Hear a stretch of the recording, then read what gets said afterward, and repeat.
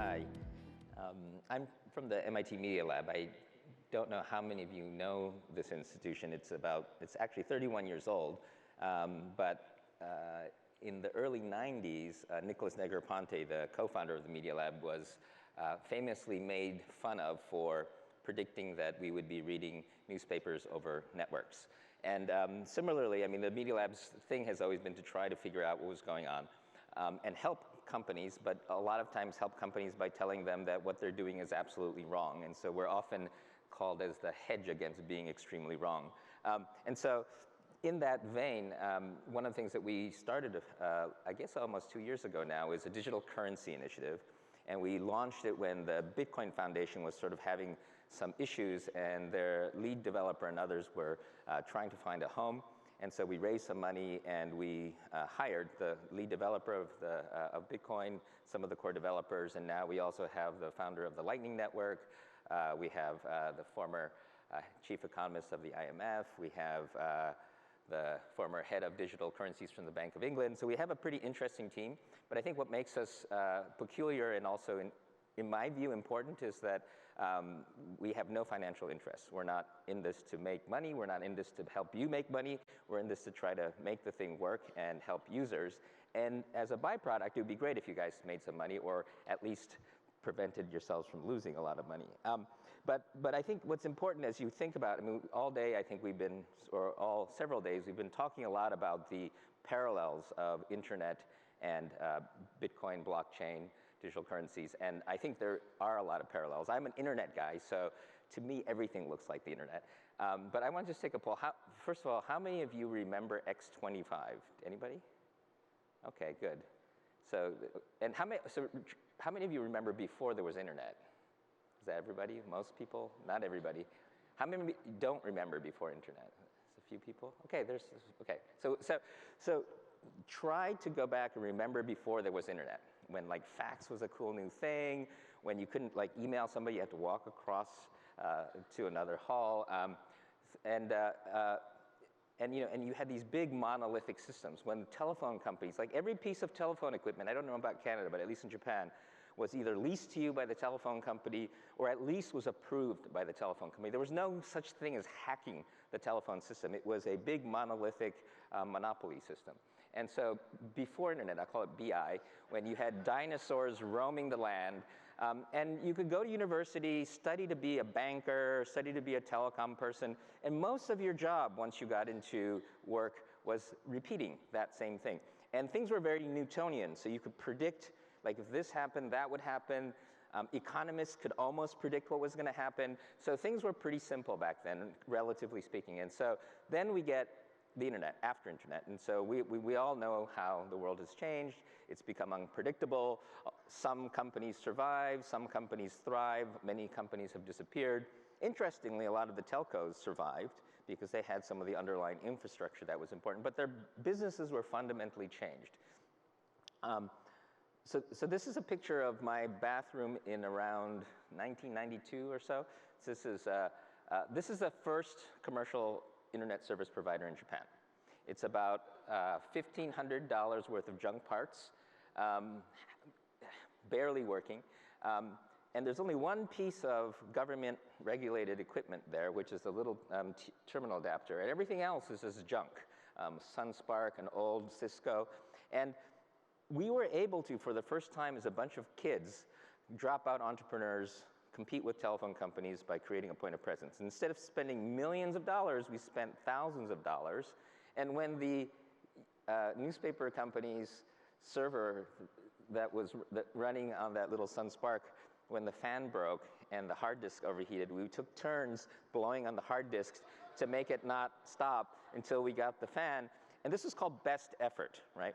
The thing, but what's important was, compared to the Six Sigma 99% uptime of the telephone companies, this was almost free, right? So there's two things happening here. There's permissionless innovation.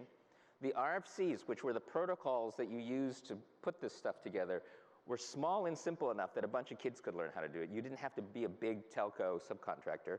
And so it's permissionless innovation, and it drove the cost of communications to nearly zero because it allowed entrepreneurs to compete with the telcos in their core business of this data transmission. So remember that, because I think that's an important thing. And back in '95, when we were doing this, this is actually just before we had the web, we thought digital cash was going to be the big new thing. So back in the '90s, we thought that eCash was going to be the killer app. And I actually wrote a book with a guy from the Bank of Japan called Digital Cash in 1996, predicting the imminent death of banks and credit card companies because digital cash would come and pave the way. And back then, we had Mondex, we had eCash. I don't know how many of you, so there's probably two categories of people here. People who have been doing it since the 90s, and it's like, finally, maybe it's happening. And other people who are like, wow, what happened in the 90s? So, so there's this thing called Amara's Law, which everybody knows this thing, but there's actually a name for it, which is that technical impact is always overestimated in the short run and underestimated in the long run. And there's also the Gartner hype cycle. And sometimes you go through a couple of bumps. We're like on the third VR bump. We're on the second cryptocurrency bump. And the cycles are really, it's sort of unclear. There's sort of an alignment of things that come together. So Lawrence Lessig wrote a book called Code. And in this, I call these, some people call these a Lessigian quadrants, some of them call them Lessigonian quadrants. But basically what Lawrence Lessig said was that there are sort of roughly four things that have to come together for change to happen. One is the law. The font got a little bit funny, but one is markets. One is architecture, which is he's a lawyer. Architecture is the technology. And then the norms. And what happens is these things influence each other. So laws affect what you can do in technology, but the architecture of the internet affected what you could do in the markets that then maybe pushed the law. Because I remember when I was setting up the first ISP, law professors wrote these treatises on how the internet was technically illegal. How could you have a network where no one was in control? There's no bilateral agreements like X25. This is illegal, it cannot happen, but we built it. And then they said, okay, we'll have to change the law. So sometimes the market drives it, sometimes the regulators drive it, but somehow these four things work and bumble their way together, and things move forward. And Payments Canada, I think, is one of the platforms where these four quadrants come together. But I think that coordinating function is really important, because when you don't coordinate, things can go terribly wrong. You can create laws that inhibit markets. You can create companies that don't work with norms. So there's lots of things that can happen. But this is, I think, a framework for the internet, but it's also a framework for thinking about payments. But I do think that there are a ton of parallels. And I'm going to probably push the metaphor a little bit too far, just as a warning. But I think it can be useful. So first of all, the internet is a stack. So let me describe what a stack is. So again, for the technical people in the room, this is going to be a little bit oversimplified. But there's one layer, which was Ethernet. It was developed at Xerox PARC by Bob Metcalfe and other people. Xerox PARC is a for-profit, but it behaves a lot like a nonprofit. And so Bob Metcalfe created Ethernet. And back then, there were a lot of competing standards. You had Token Ring, you had Apple Talk, you had Novell Networks. Now, they worked in slightly different layers, but roughly they were doing the same thing. Ethernet, which wasn't the smartest one of them, Token Ring was much more sophisticated, but because of its unencumbered nature in terms of patents, and because of its simplicity, it took off, right? TCP/IP is the next layer, which is the sort of how you address. These are the IP addresses and things like that. That was mostly DARPA funded. That also took off. Again, there were many protocols like X25 and others that were smarter, maybe more legal than TCP/IP. And weirdly, the important part is that when DARPA set it up, if you think about it from a commercial perspective, it's like, okay, I'm going to take these packets, and they're not assigned, they're not addressed to me, but I'm going to carry them over here and then hand them over to this other guy. A for-profit company would never have done that, but a bunch of universities or a bunch of researchers might have done that. So TCP/IP, because X25 was a competitor sort of at that space, and X25 was, you metered every packet. Most phone companies spent about 30% of their money trying to keep track of and the billing of these things, and each company had bilateral agreements. So TCP/IP was like a very hippie version of this, where they said, okay, let's just all carry everybody else's stuff, and it'll all work out in the end. But it turned out that that was an architecture that made sense. Later, HTML and HTTP at CERN, Sir Tim Berners-Lee did this. By the way, Tim Berners-Lee is now at MIT. A lot of the original TCP/IP folks, like Bob Clark, Richard Clark, are at MIT. It's sort of interesting to think that a lot of the open standards get created at MIT, and then the Silicon Valley folks make the monopolies that steal all the money from the system.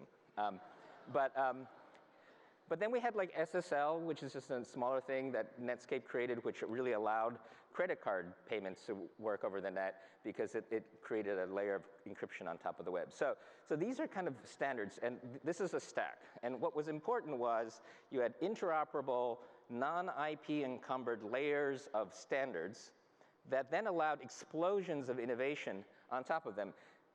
Bob Metcalfe walks across the street after inventing Ethernet and creates 3Com, which is a switch for Ethernet for people who don't know. And it became a huge company. They bought the stadium and everything.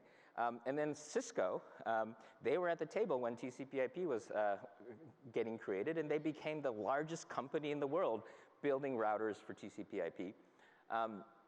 And then with HTML and HTTP, lots of things happened. eBay happened, Amazon happened, all these things happened. And so, and then PayPal happens after the web becomes a little bit safer for doing things like payments. But what you'll see is kind of this idea of these free layers and these commercial layers as sort of layers of a cake or a multi-layer sandwich, whatever you want to call it, where you have diversity at one layer, but you have standardization at another layer. And the previous breakout panel here, there were people who had different standards. It could be that they turn into a network of networks, like the original email. We had the source and CompuServe. But my guess is that's not going to happen. My guess is at some point, you will start to see some convergence around certain protocols. And back when we had Novell networks and Token Ring, and IBM said, no, this is different. We're not going to use this other stuff. And then eventually, everybody started using Ethernet and TCP/IP. Although we still use X25 for credit card clearing in Japan. And then there are non-governmental agencies that do these coordinating things. And this is also important because this is not the ITU. This is not industry groups. These are, everybody's at the table. These are multi-stakeholder organizations. They're nonprofits. They're a little bit more like Payments Canada than they are like the ITU. And these coordinating bodies are really important. But also, what's important about these stacks, these layers, is each layer is a community of expertise. So when you go to ICANN, everybody that knows anything about names and numbers is there. And the depth of that expertise is so substantial. I remember when I was setting up my ISP in Japan, there's a protocol that the core networks use to talk to each other. It's called BGP. There's only one person in Japan who knew how to configure a BGP router. So they went to every internet service provider that was getting set up to help configure it. There are probably only 20 people in the world who knew how to do that.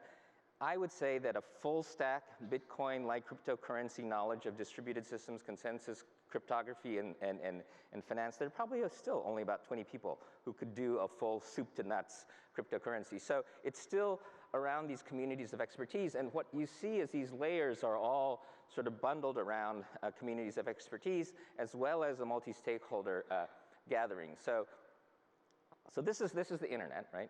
And you can start to imagine what the parallels might be. So Alex, you're in Canada, so I'll use Alex as an example. How many of you remember Alex? Any of you used Alex before?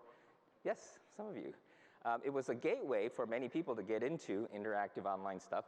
It was a telephone company designed what they imagined the internet might be in the future, but unlike the internet, they had to put the fiber together, or the telecommunications, the software, the hardware, the database, the content, and it cost lots of money and didn't survive very long.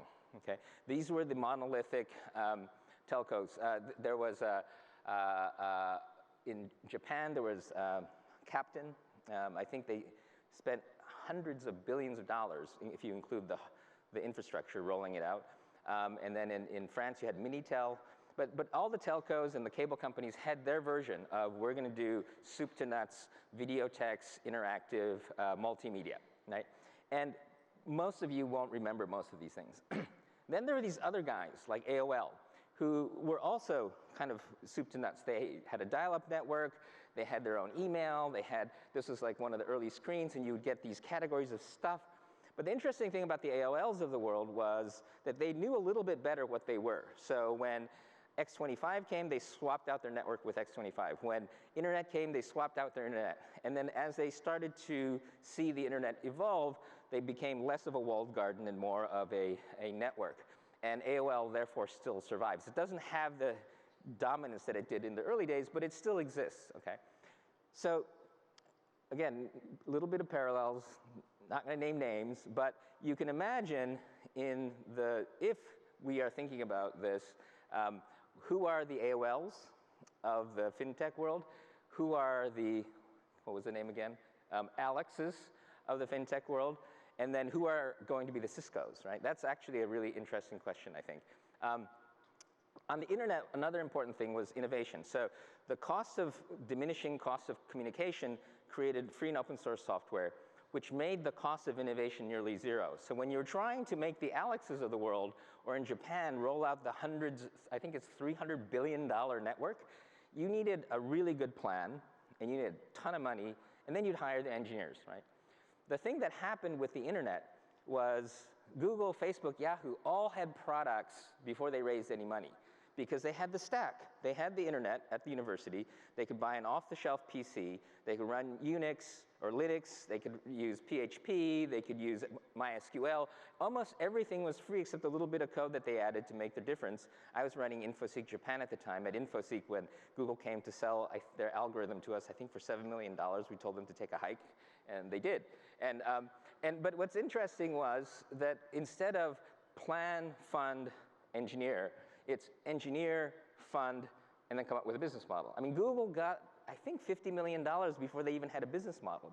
They didn't have to hire an MBA until way after, right? So one is MBA-driven innovation, the other is engineering-driven innovation. So what happens is when you unbundle these layers and allow competition at every layer, and you lower the costs of innovation by forcing competition at these layers, you get the innovation gets pushed to the edges. So there's decentralization, not just in this idea of the network being decentralized, but a decentralization of the innovation and innovation on the edges. There's a great book by Annalise Saxenian called Regional Advantage about how Boston lost its advantage in computing because Boston had funding, they had institutions, they had all the structure for permission and funding big projects. But then Silicon Valley had all these entrepreneurs and venture capitalists chasing them around trying to give them money. And that kind of, well, we'll just fund the stuff that's working rather than sitting around and building these master plans. That's what happened on the internet, if we remember that, okay? Ecosystems are tremendously important. This is one of our faculty members, Hiroshi's diagram. It's a little bit insane looking, but this could be the diagram of a central bank's internal netting system and all of its processes. But in fact, it's hundreds of companies that have services and products on the internet that all connect to each other. And I remember when I funded Twitter, everybody said, that's kind of ridiculous. That's not a company, that's just that's a feature, not a product. But it turns out that when you have everything connected to everything else, people can focus on a feature and make a company out of it. And that ecosystem competes, it evolves, it really does behave like a vibrant ecosystem. And again, this happened on the internet. It will be interesting to see whether something like this happens in the fintech world. The other part is generativity, right? So if you remember like the first Apple computer, you bought it and there was just this blinking cursor, right? And it says, okay, go. And then they invented VisiCalc. So suddenly, all these accountants, and apparently they didn't even know why the Apple computer was selling like crazy, but it turned out there was this product. And VisiCalc, the spreadsheet, allowed accountants to pour their creativity into the computer, and it was a tool. And it didn't provide a solution, I don't think. It was more like Legos and less like a dollhouse. And one of my concerns is a lot of the companies these days, and I won't name names, are trying to sell you solutions rather than give you tools for you to build your own solutions. And again, when you think about the wonderful companies that got created on the internet, people making their own websites, people doing cool new things. Like I couldn't imagine eBay when I was building the ISP. But those things happen, and I think those things happen better when you allow people to have Legos than if you're trying to sell them a dollhouse. This is also very relevant to AI, because I think right now AI, a lot of companies are just trying to sell you a solution rather than give you tools for you to figure it out yourself. So I think what's happening now with this stack is I feel like Bitcoin is the next layer of the stack. And I think that something similar is going to happen. I do feel, and there was a little bit of that conversation on this panel earlier, if you look at these companies, right, the companies get, the big companies like the Ciscos of the world get created after we've all agreed on who the winner is in the protocol space. If you heard the last panel, we don't agree, and we agree not to agree, and we're going to talk to each other. But I think that we're sort of, if you were talking internet space, we're kind of at like 1989. We're like before TCP/IP got fixed, Ethernet's maybe the internet, but we're not sure yet. The problem is, on the internet, we had decades to kind of fiddle around before we really had a lot of funding, before we had a lot of regulation. And these companies came after these things. So my concern with Bitcoin and this is where the metaphor breaks a little bit. One, we don't have a lot of time to fiddle around. People are already building castles on this sort of quicksand island, and we have a lot more attention, partially because of the internet. The investors are like, wow, here's the internet again, let's go put money in. But also, this time we're talking about money. We're not talking about sleepy ad agencies and media companies. We're talking about banks. And again, in the earlier panel, people were talking about, I mean, people go to jail for the kinds of things that happen with money, much less so than the stuff that was going on the internet. So it's a different period. It is interesting to think about what the layers are and what the companies are. This is my personal view, and there are different ways that these layers can happen. And again, I don't think any of the ways that the layers on the internet happened were predetermined or destined. It's not a technical reason. A lot of this has to do with communities. And I think it's important to get back to sort of first principles too, right? So just take bookkeeping for a minute. So bookkeeping was invented, the modern double entry bookkeeping was invented 600 years ago. And by the sort of Medicis and the traders, we still use that, right? And maybe there's a version of that still works, but it sort of makes a certain assumption that you're sort of scribbling things down, they're static, and that there's a certain amount of information that goes into it. And contracts also are sort of based on this idea that everything's written down in paper, and we can digitize them and we can do all kinds of things, but let me tell you a story to try to illustrate this. So when, and this is from the book, The Second Machine Age by Brynjolfsson and McAfee. When the steam engine was replaced by the electric motor, right? This is a while ago, this Industrial Revolution. The original steam engine factories were designed with the steam engine in the middle, and then these system of pulleys and axles that would take the steam engine's mechanical power and turn it into things that would power all the pieces in the factory. So when they invented the electric motor, they said, wow, we can do this with electricity. We don't need like coal and fuel and steam. But they made a huge motor and put it in the middle of the factory and kept the pulleys and the axles.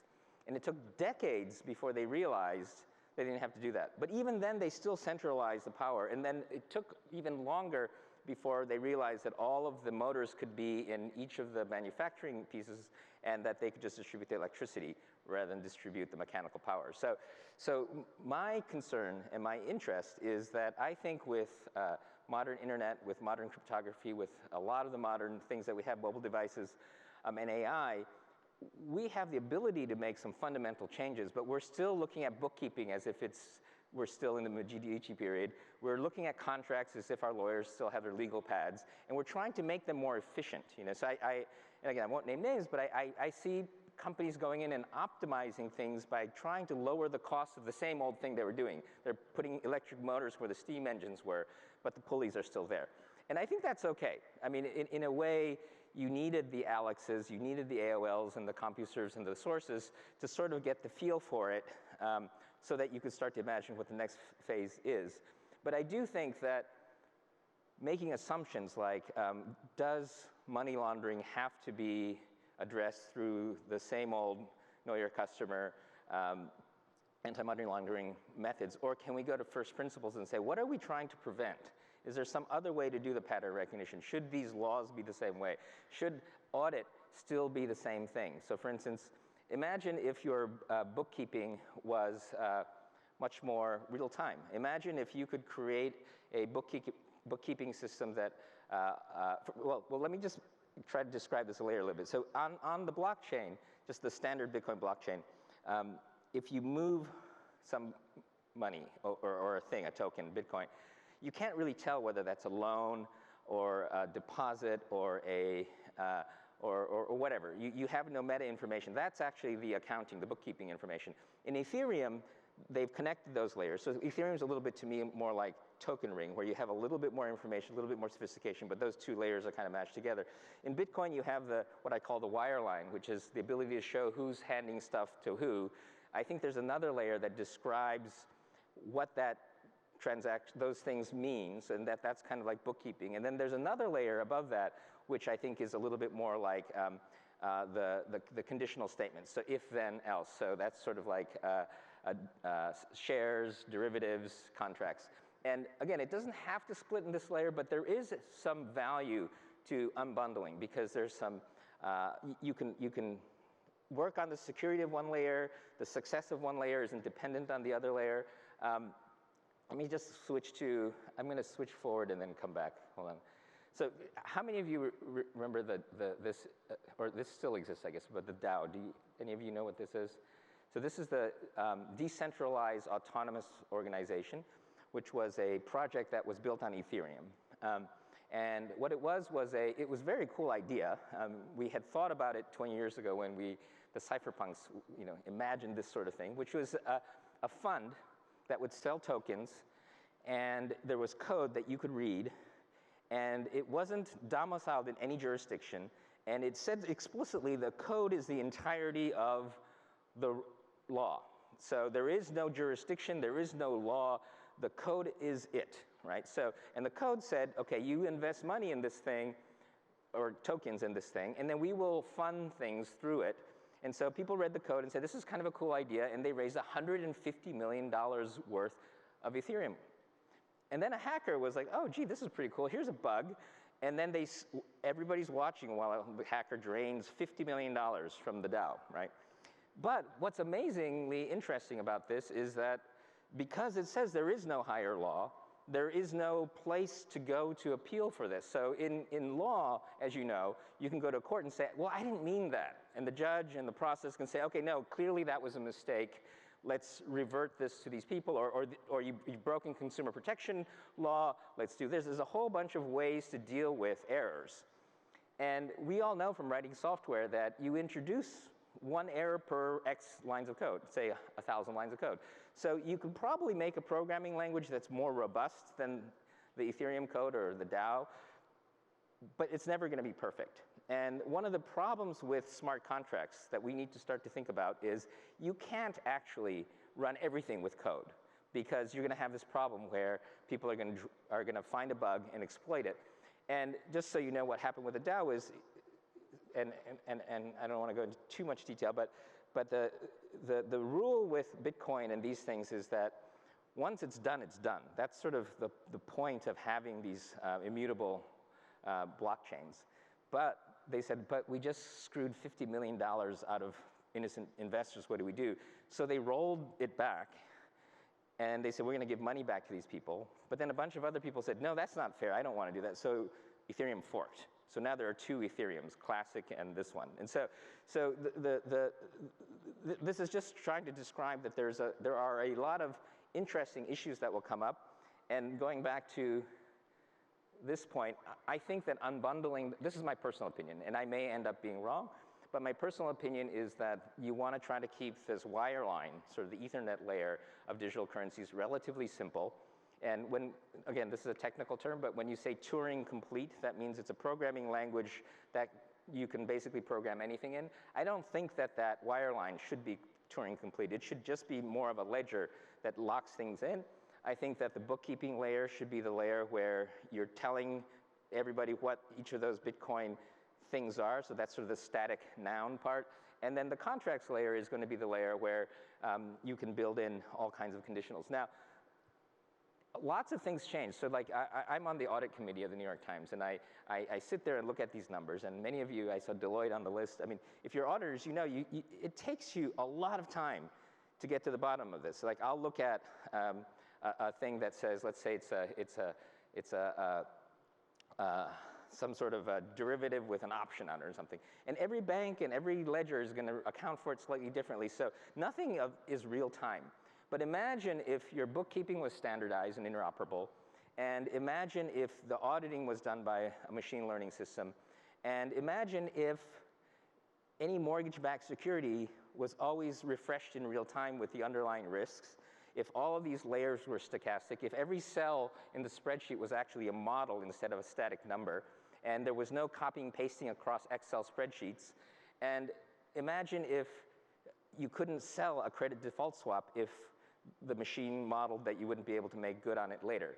You could possibly fundamentally change the risks of a lot of these sorts of things. And as regulators, I mean, we have technologies like zero-knowledge proofs that allow you to run operations against encrypted data. So you could imagine that a bank or all the banks could have their ledgers in the open, and that you could run operations against them to check for their solvency or to have them self-report stress tests instead of humans going in and doing things like that. So there's a lot of really interesting technology, but you kind of have to go back to first principles. You can't assume that things are going to work the same way. This, to me, is what's really kind of exciting about what's coming. We had a conversation again in the earlier panel about blockchains versus databases.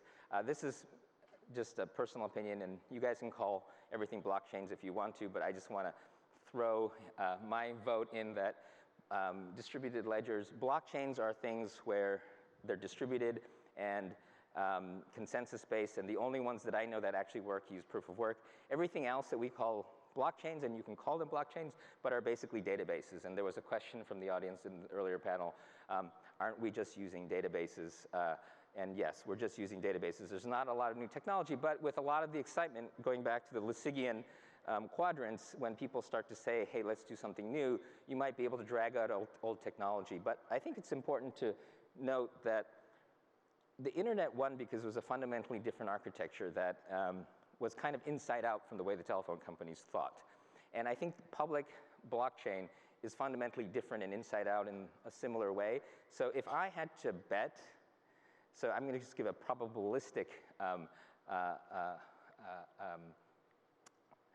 prediction. I think 80% chance that some version of Bitcoin is going to evolve into the final standard, just because there's so much energy and testing and people there. And they are fighting against certain types of attacks that none of the other chains have even experienced yet. I think there's a 10% chance that it's going to be Ethereum, and then maybe another 10% chance it's going to be something else. But I think it's fairly likely it's going to end up being either one or one root with everything connected to it. That's just my personal view. The thing about the digital contracts, just to finish that one off, so I think that law will have to change, because you throw in AI and you throw in, so the decentralized autonomous organization didn't work, but they're going to keep trying. Some version of that will eventually work, where you're going to have funds, you already have funds that have AI board members. You're going to start to see funds that do all kinds of things. We already do, most of our trading is now done by machines, but a lot more decision-making and entities will be done by machines. And the law will have to change, right? So the law went from ruling individuals to now ruling corporations, but now there are going to be much fuzzier algorithms and things like that. And so I think the evolution of the law will be important.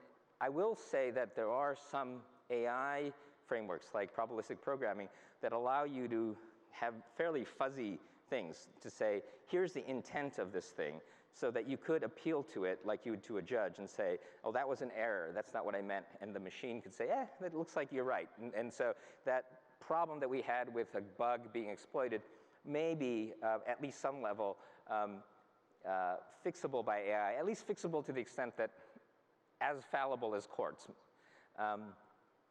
And then, let's see. The other kind of interesting, this is just a thought experiment, and I'm just going to leave you with a few of these thought experiments.